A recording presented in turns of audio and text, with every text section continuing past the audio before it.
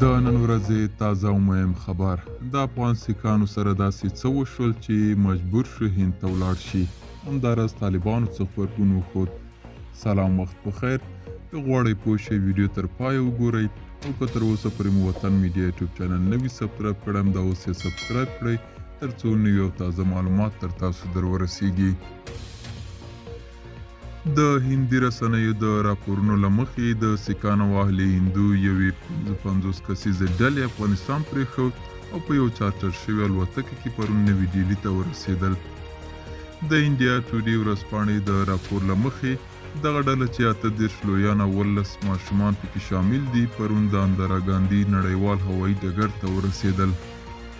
د راپور له مخې په جون میاشت کې د کابل په کاتې پروان کې د سیکانو اهل هندو پر درمسال تر برید وروسته شاوخوا 80 تنه سیکان او اهل هندو له افغانستان څخه وتلي دي.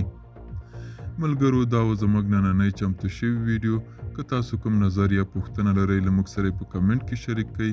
تر بلې ویډیو مو په لویه لاس سپارم. ښه وخت او ښې چارې.